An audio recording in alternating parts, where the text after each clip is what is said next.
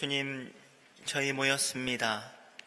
조금씩 어둠이 드리우는 시간 속 영원한 빛 되신 주님을 찾아 나왔사오니 저희가 가야 할 길을 비춰주시고 언제나 동행하며 인도해 주옵소서. 드리는 찬양과 간구 속 바람과 결단이 저희 모두의 다짐이 되기를 원하며 예수 그리스도의 이름으로 기도드립니다. 아멘.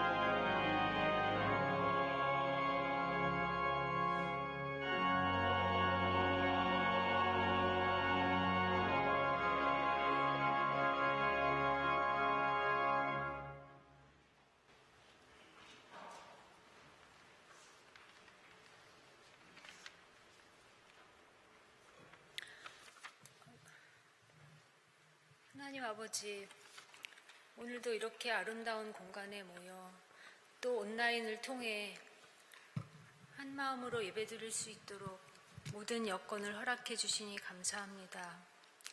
저희의 인식의 한계를 넘어선 우주 전체를 다스리시는 창조주 하나님은 사랑의 본체이시며 우리의 아버지시라는 사실은 말로 표현할 수 없는 감동임에도 저희의 메마르고 굳어진 영으로는 체감이 잘 되지 않아 답답합니다. 예수님의 고난과 죽음으로 인해 이 특권을 누리고 있음에도 매년 맞이하는 고난주간조차 나와는 별 상관없는 듯 무딘 마음으로 살고 있습니다. 자업자득이 되어버린 온갖 자연재해와 정치 사회적 혼란으로 비통한 지경에까지 이른 지금이야말로 통회 자복하며 기꺼이 고난에 동참함으로 주님의 자비를 구해야 하는 상황임을 깨닫습니다. 저희를 불쌍히 여겨주셔서 자신의 부끄러운 실상을 마주할 수 있는 용기를 주옵소서. 3.1운동을 비롯해 근현대 한국사에서 빛과 소금의 역할을 했던 우리 그리스도인들이 그 시절의 순수한 영성을 회복하고 예수님의 가르침을 진지하게 따름으로써 이 세상에 희망을 주는 존재들로 거듭나게 하옵소서. 이 세상을 치유하고 회복하기 원하시는 하나님의 손과 발이 되기 위해 희생을 감수할 수 있는 용기를 주옵소서.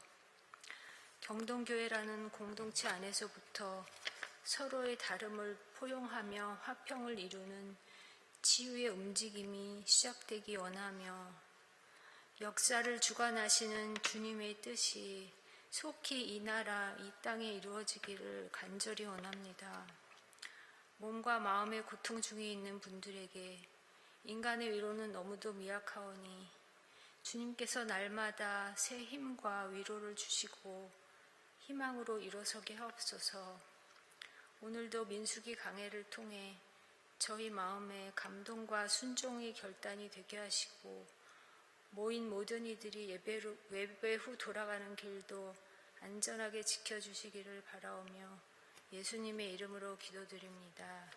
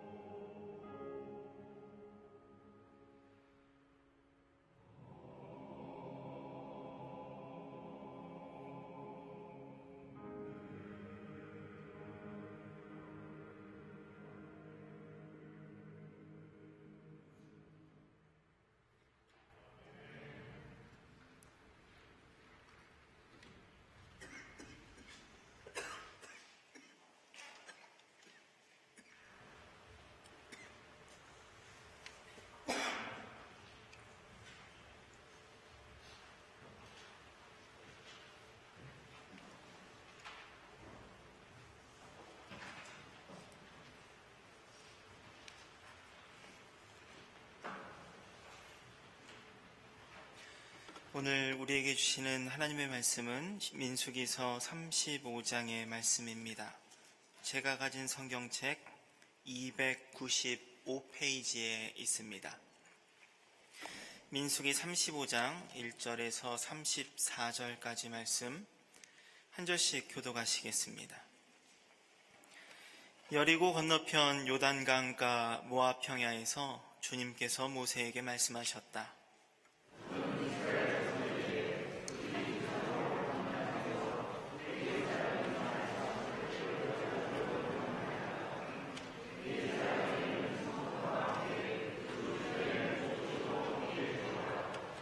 그래야만 그들이 그들의 재산인 가축대와 모든 짐승들을 그 목초지에서 기르면서 그 여러 성읍에서 살게 될 것이다.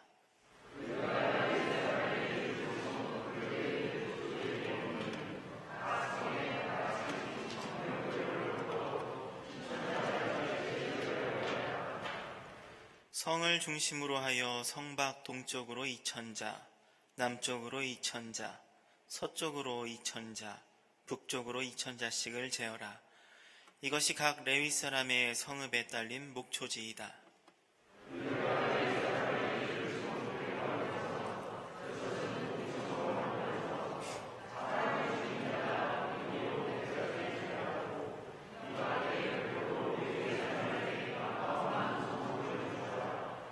너희는 레위 사람에게 모두 48성읍과 거기에 딸린 목초지를 주어야 한다.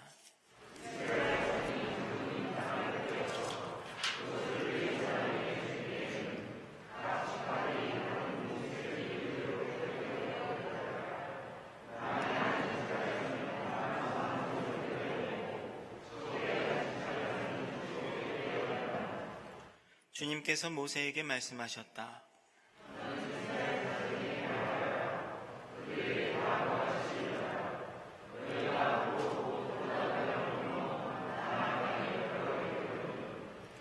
성읍들 가운데서 얼마를 도피성으로 정하여 실수로 사람을 죽게 한 자가 그곳으로 도피하게 하여라.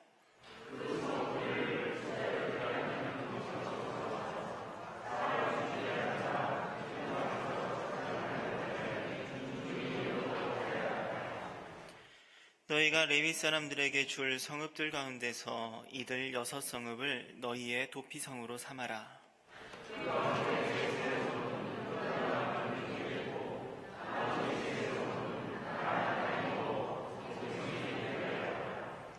이들 6성읍은 이스라엘 자손은 물론이려니와 외국인이나 너희와 함께 사는 본토인이면 누구든지 실수로 사람을 죽게 한 자가 도피하는 곳이 될 것이다.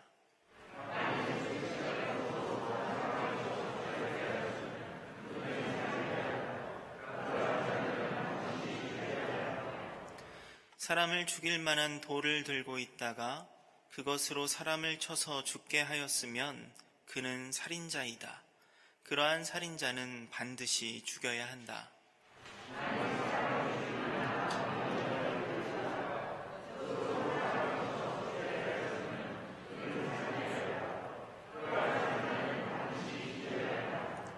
이러한 경우에 그 살인자를 죽일 사람은 피해자의 피를 보복할 친족이다. 그는 그 살인자를 만나는 대로 죽일 수 있다.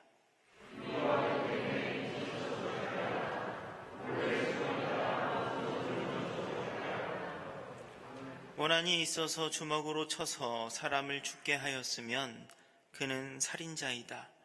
그러한 살인자는 반드시 죽여야 한다. 피를 보복할 친족은 어디서 그를 만나든지 그를 죽일 수 있다.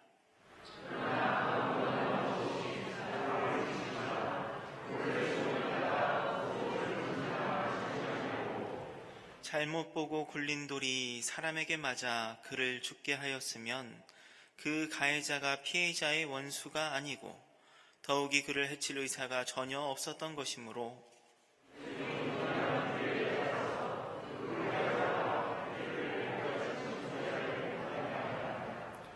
회중은 그 살인 혐의를 받은 사람이 피를 보복할 피해자의 친족에게서 보복을 당하지 않도록 그 살인 혐의자를 그가 도피한 도피성으로 돌려보내야 한다. 그리고 그는 거룩한 기름을 부어 성직에 임명된 대제사장이 죽을 때까지 거기에 머물러야 한다.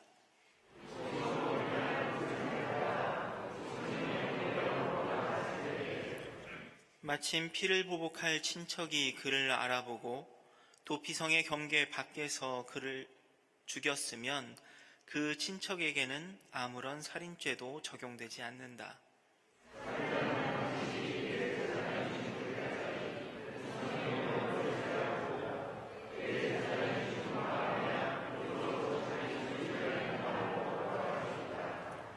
위에서 말한 율례는 너희가 어디에 가서 살든지 자자손손 모든 세대에 적용되는 율례이다.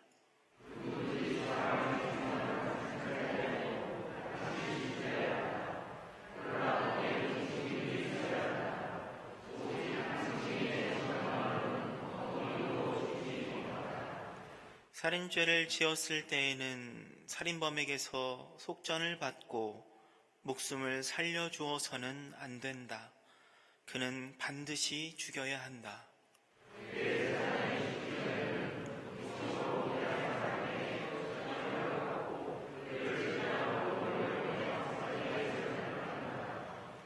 너희가 사는 땅을 더럽히지 말아라. 피가 땅에 떨어지면 땅이 더러워진다. 피가 떨어진 땅은 피를 흘리게 한 그 살해자의 피가 아니고서는 깨끗하게 되지 않는다.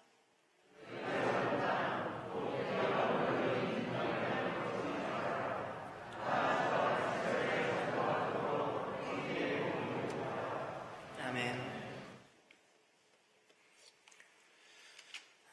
여리고 건너편 요단강가 모압 평야에서 주님께서 모세에게 말씀하셨다. 오늘 본문 1절은 앞서 민수기 33장 50절과 동일한 문장으로 시작되고 있습니다. 출애굽의 여정을 짧게 되짚었었던 33장의 내용에서부터 오늘 우리가 함께 읽었던 35장까지 하나님께서 모세를 통해 말씀하시는 상황이 계속해서 이어지고 있다라는 표현으로 읽을 수 있습니다. 33장에서 주님께서 모세에게 말씀하셨던 것, 최우선으로 하나님이 명하신 것이 무엇이었습니까? 그것은 원주민을 쫓아내어서 먼저 우상과 산당, 그것들을 헐어내버리라는 것이었고, 그 다음으로는 지파별로 땅을 공평하게 분할하고 정착하라는 명령이었습니다. 물론 원주민을 남겨두었을 때 생기는 문제에 대한 복선이 33장 후반부에 등장하기는 하지만 이것은 우리가 지금 다루고 있는 민수기가 아닌 이후 여호수아와 사사기에 가서야 이야기될 부분이니까 잠시 묻어두시되 이전에 이런 경고가 있었지 정도만 생각해 주시면 좋을 것 같습니다. 33장이 이어지는 34장에는 하나님의 말씀에 따라서 가나안 지역을 경계짓고 각각의 이스라엘 지파들의 땅을 분배할 대표자들이 등장합니다. 그런데 이 34장에는 레위의 레라는 글자 단 한 글자도 찾아볼 수 없는 것을 우리는 기억합니다. 레위 지파만 땅을 받지 못하게 된 것일까? 이미 우리는 훨씬 전에 레위기 25장에서 레위 사람의 유산이라는 문구를 본 적이 있는데 말입니다. 이러한 우리의 걱정에 대해서 오늘 35장은 누락되었던 레위 지파가 살아야 할 공간에 대한 이야기를 전하고 있는 것이지요. 주님은 모세를 통해서 오늘 본문 2절과 같이 말씀하십니다. 이스라엘 각 지파마다 레위 지파를 위한 땅과 목초지 일부를 떼어주라 라고요. 그러니까 레위 지파는 특별히 한 지역의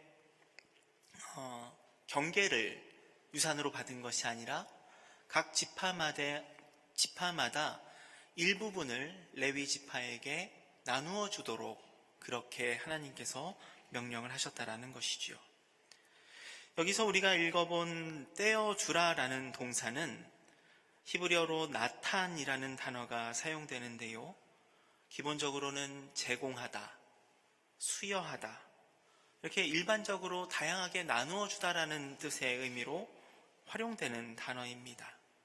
다만 이러한 단순한 나눠준다라는 동사가 성경에 굉장히 의미 있는 사건 가운데에도 사용된다는 것을 우리는 기억해야만 합니다. 가장 먼저 창세기 1장, 하나님께서 천지를 창조하신 후 모든 것을 사람에게 위임하는 그 곳에도 이 나탄이라는 단어가 사용되고 있고요. 출애굽 시내산에서 하나님이 이스라엘 백성에게 율법과 계명을 그냥 휙 던져주신 것이 아니라 나탄하신 것으로 이 단어는 활용되고 있습니다. 이러한 구조 속에서 레위 지파의 땅 분배, 그것을 읽어보면 단순히 땅을 가지고 있는 지파들이 하나님의 강제적인 명령이나 아니면은 저 레위 지파들이 땅을 받지 못했으니까 불쌍하다, 이 다른 지파들이 호혜로 레위 지파들에게 땅을 분배한 것이 아니라는 것을 읽을 수 있죠. 이스라엘의 각 지파들이 하나님께로부터 받았던 은혜, 그들 역시 똑같이 나누는 모습으로 볼 수 있다는 겁니다. 그러니까 이스라엘은 하나님이 그들에게 행하신 일을 따라 똑같이 하나님과 같은 태도로 옆에 있는 지파, 특별히 레위 지파를 향해서 하나님의 뜻을 전하고 있는 것으로 확장하여 읽을 수 있다라는 것이죠. 이렇게 레위 지파도 살 수 있는 땅과 살아갈 수 있는 목초지까지 보장받는 내용이 나옵니다. 결국 레위 지파는 하나의 지파였지만 한 곳에 모여 사는 것이 아니라 12개 지파의 뿔뿔이 흩어져서 살게 되지요. 이후 땅에 대한 정리가 끝나가는 여호수아기 12장에는 레위 지파가 각 지파에게 얻은 48개의 성읍 하나하나의 이름과 거기에 딸린 목초지들이 등장하는 것을 볼 수 있습니다.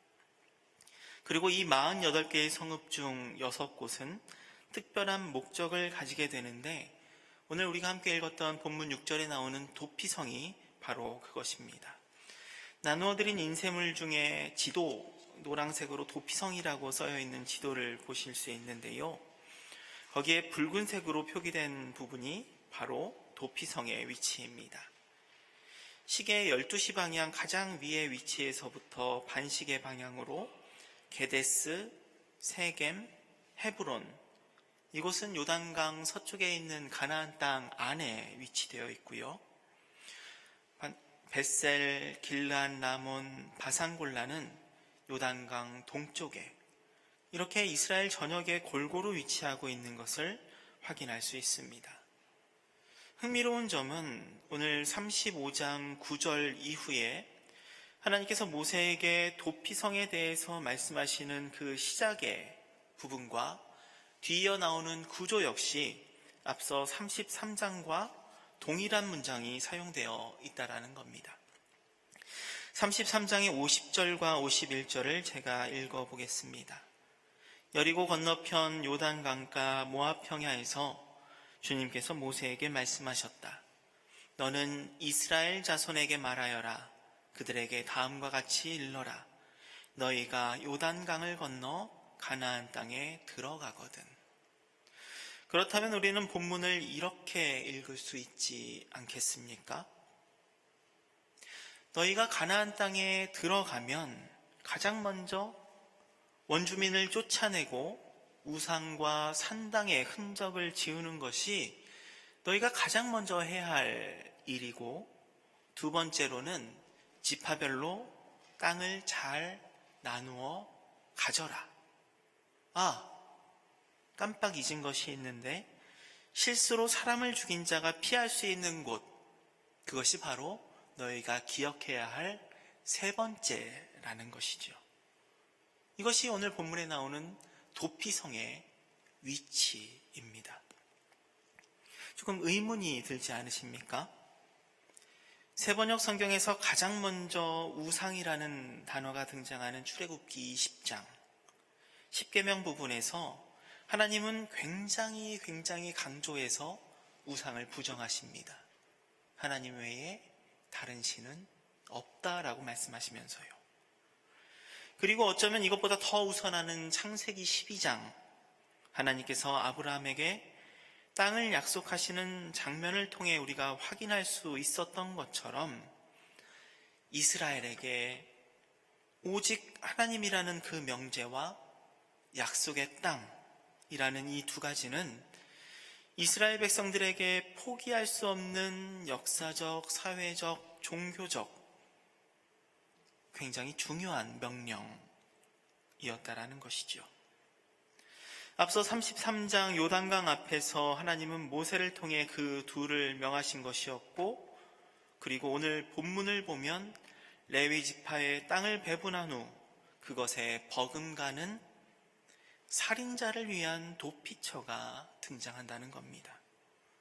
물론 출애굽기 21장의 10계명 중에 살인하지 말라라는 것에 대한 보충 설명 중 혹여나 실수로 살인한 이가 피신할 장소에 대해서 짧게 한 문장으로 나온 부분이 있기는 하지만 10계명의 방점은 살인하지 말라는 것에 있었지, 혹여나 실수로 살인한다면 이곳으로 도망할 수 있다라는 것에 있지 않았다라는 것을 우리는 기억해야 합니다. 이런 의문을 품고 우선은 본문을 계속 읽어봅니다. 12절의 말씀입니다. 그 성읍들을 복수자를 피하는 도피처로 삼아서 사람을 죽게 한 자가 회중 앞에서 재판을 받기 전에 죽는 일이 없도록 하여야 한다. 힘이 지배하던 고대 사회, 이미 눈은 눈으로 이는 이로라는 동형동태 보복법이 힘없는 이를 보호하는 법이라는 것은 앞서 출애굽기와 레위기에 등장했을 때 우리가 함께 나누었던 적이 있습니다.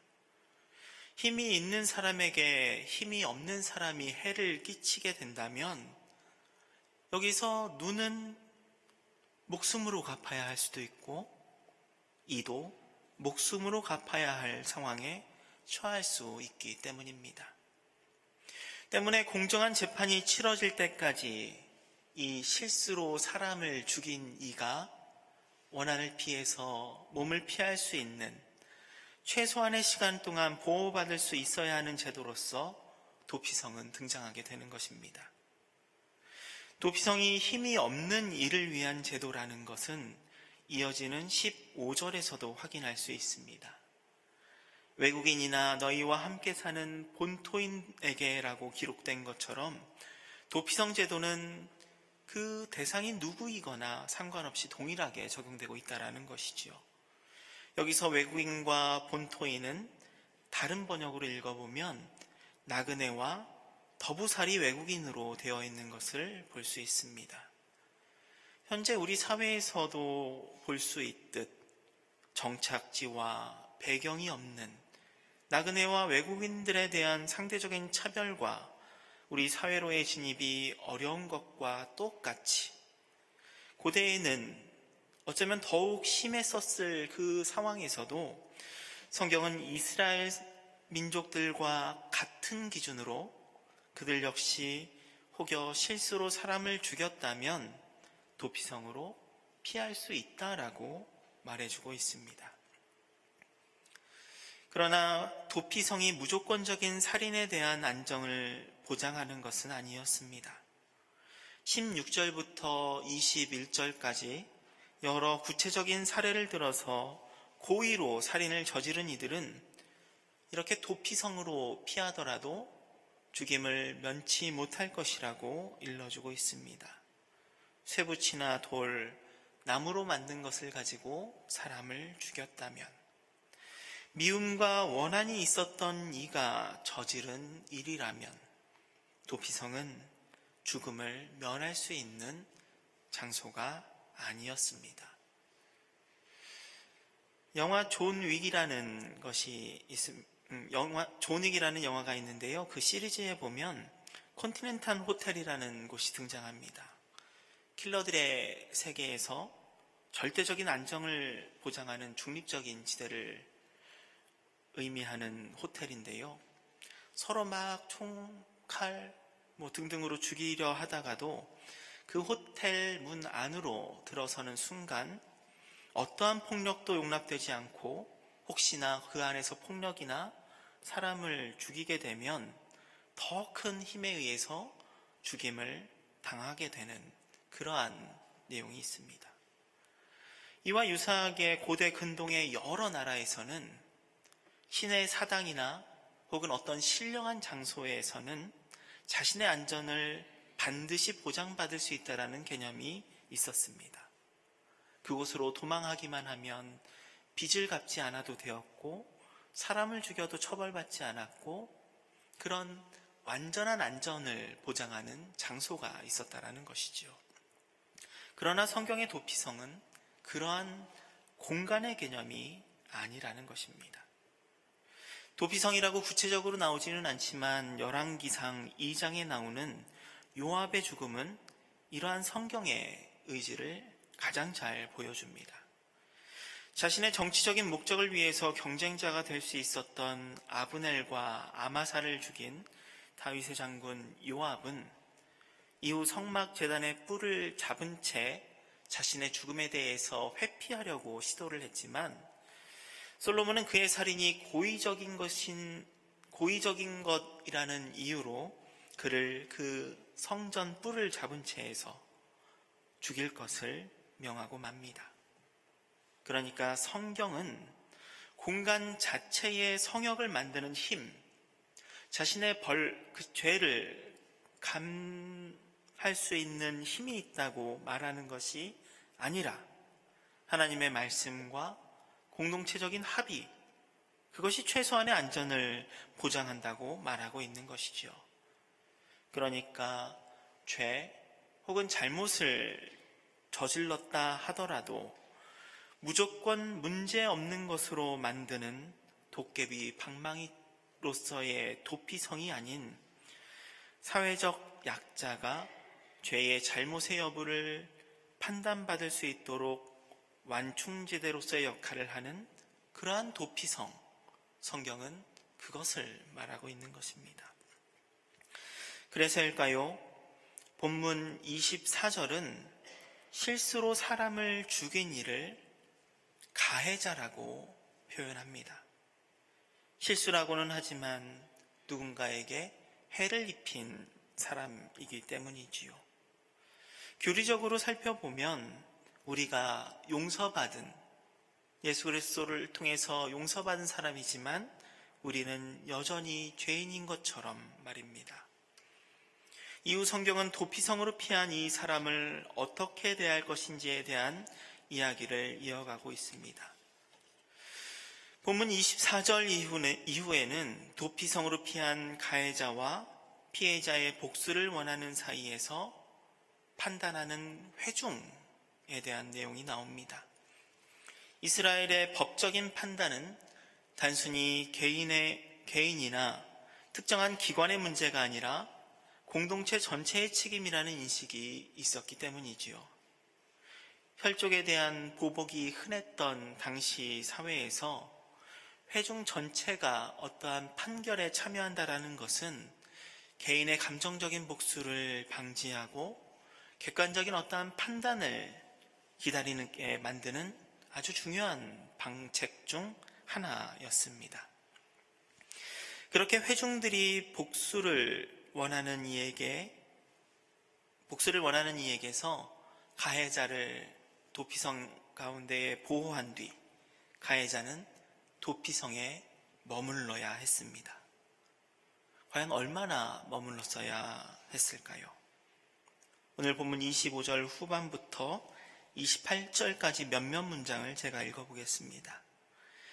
대제사장이 죽을 때까지 거기에 머물러야 한다. 도피성의 경계 밖으로 나갔을 때 복수할 사람에게 죽을 수도 있다. 이런 경우 복수한 사람은 살인죄에 해당하지 않는다. 어떻습니까? 요 구절들로만 본다면 도피성을 다른 이름으로 부를 수 있을 것 같지 않습니까? 두 글자로 뭐라고 할까요? 감옥. 저는 이 도피성이 일종의 감옥과 같이 느껴졌습니다. 도피성은 자신이 죽임을 당할 수 있는 위험으로부터 안전해지는 곳인 동시에 일종의 감옥으로 이해할 수도 있는 구절인 것이죠. 마음대로 움직일 수 없어요. 밖으로 나갔다가는 복수할 사람에게 죽임을 당할 수도 있다는 겁니다. 갇혀 있어야 하는 것이죠. 이것은 말씀드렸던 것처럼 과실치사라 할지라도 아무 일도 없었던 것처럼 사람을 죽이기 이전으로 그러한 상태로 돌아가는 것을 말하지 않는다라는 겁니다.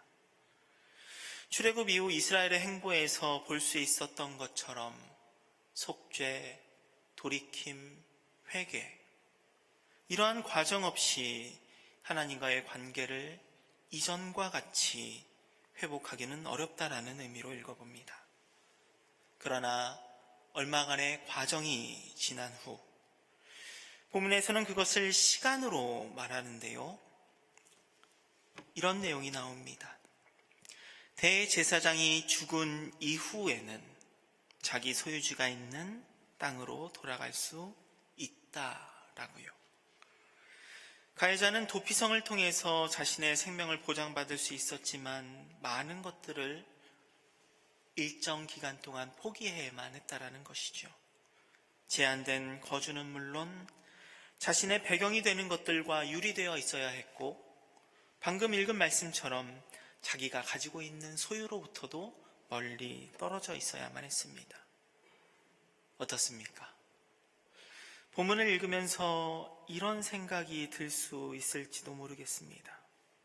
아니, 하나님께서, 자비하신 하나님께서 용서하시려면 그냥 대범하게 용서해 주시지 왜 이렇게 조건이 많을까 그리 생각할 수도 있겠다라는 것입니다.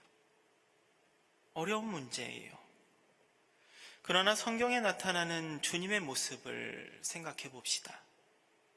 성경에 나타나는 주님은 무조건적인 사랑의 화신이신 동시에 조건적인 측면도 강조하는 공의와 질서의 하나님이시기에 그러합니다.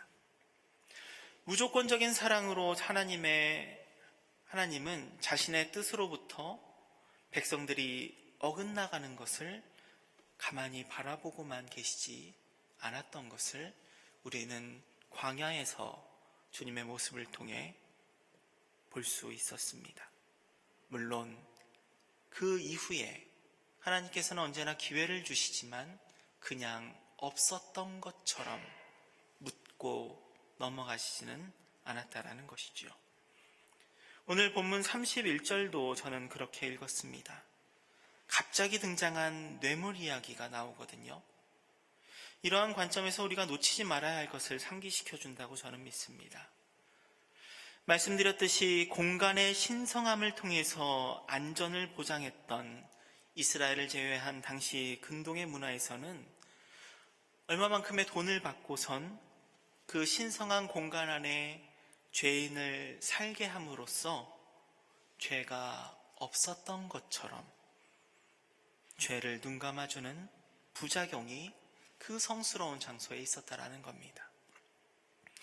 돈이 있으면 그것으로 성역이 죄를 감추어주는 전혀 성스럽지 않은 도구로 전락해 버리는 모습이 있었다라는 것이죠. 그렇게 고대 근동의 법전에서는 생명에 대해서 돈으로 보상하는 것이 허락되어 사람의 생명이 돈으로 치환될 수 있는 여지가 있었던 반면 성경에서는 사람의 생명을 돈으로 바꿀 수 없다고 생명의 소중함을, 생명의 절대적인 가치를 일러주고 있습니다. 성경의 도피성은 사회적 약자를 위한 한결같은 주님의 자비에 이어지는 제도입니다. 동시에 그곳이 하나님 아닌 다른 힘, 그것이 권력이든 돈이든 군사력이든 그런 다른 어떠한 것들로 더럽혀질 수 없다라는 완전함, 그것을 상징하고 있기도 합니다. 오늘 본문의 마지막 부분인 33절은 여기에서 이어지는 무서운 문장이 등장합니다. 피가 떨어진 땅은 피를 흘리게 한 그 살해자의 피가 아니고서는 깨끗하게 되지 않는다라고요.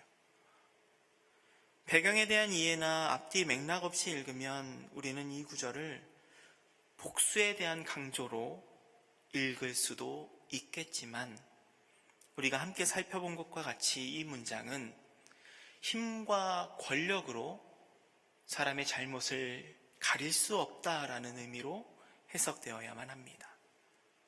그러니까 이스라엘이 정말 하나님 나라의 예표가 되려면, 하나님께서 원하시는 통치의 방향으로 이스라엘이 나라를 세우려면 하나님께서 이스라엘에게 행한 모습을 따라 살아내어야 한다라는 강조인 것이지요.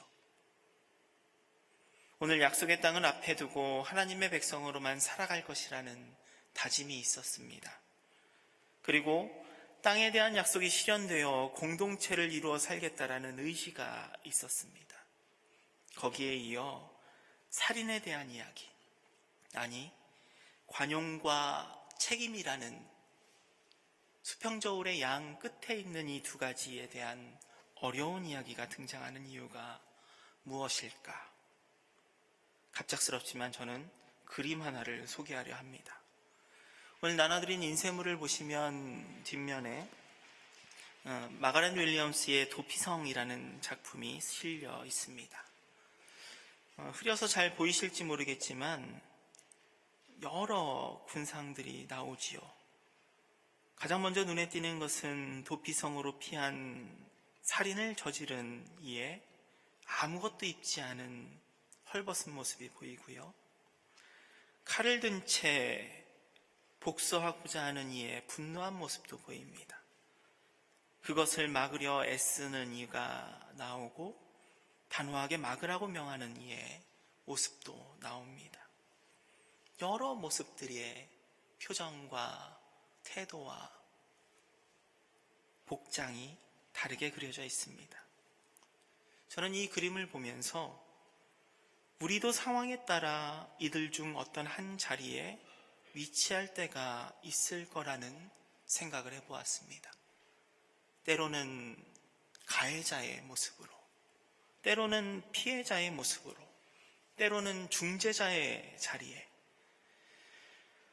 그때마다 우리는 자신에게 유리한 무언가를 고민하고 찾는 것이 아니라 하나님의 사랑과 공의 사이에서 충분히 고민하며 나아가야 할 바를 정해야겠다라는 그러한 말씀으로 오늘 본문을 읽어보았습니다. 앞서 처음에 말씀드렸던 나탄, 사람에게 생명을 나타나신 주님, 사람에게 말씀과 율례를 통해서 어떻게 살아가야 할 것을 나타나신 우리 하나님, 그리고 약속의 땅을 나타하신 하나님, 그러한 하나님을 따라서 주님처럼 레위 지파에게 성읍과 목초지를 나타난 이스라엘의 12 형제 지파들, 그렇게 곁을 내어주는 하나님과 하나님의 나라 백성들에 이어서 우리는 2000년 전 우리 곁에 찾아와 주신 임마누엘 하나님을 믿고 있습니다.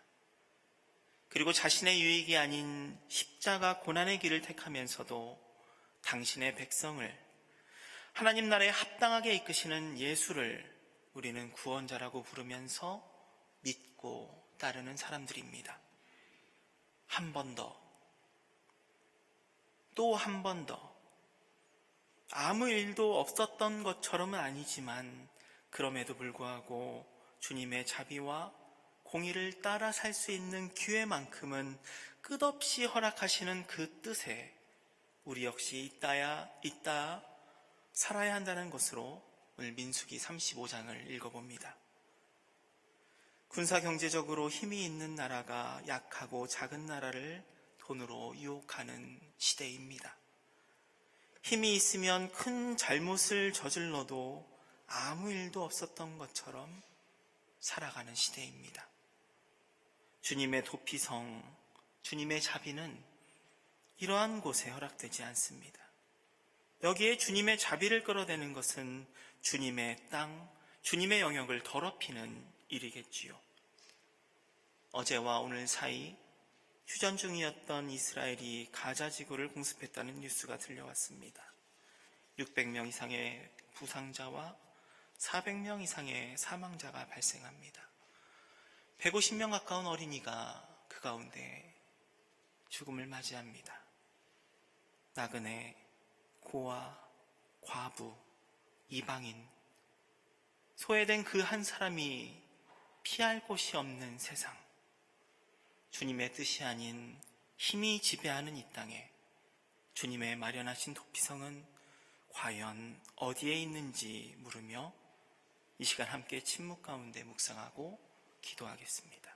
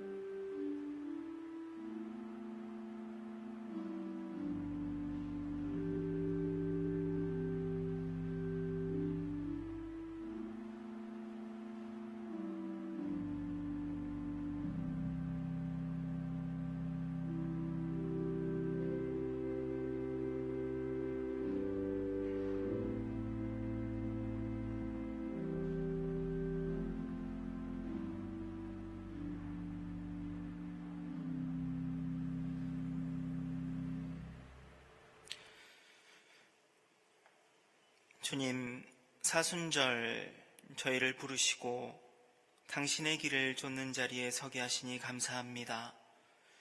주어진 이 땅에서의 한 생을 사는 동안 험하고 좁은 길이라도 주님 함께 하신다는 것 하나로 기쁨 삼는 저희가 되게 하시고, 순간이 아닌 영원한 안식을 소망하면서 오늘을 감내하는 저희가 되도록 인도해 주옵소서. 모든 강구 더불어 함께 하시며 더불어 함께하라 명하시는 예수 그리스도의 이름으로 기도드립니다. 아멘.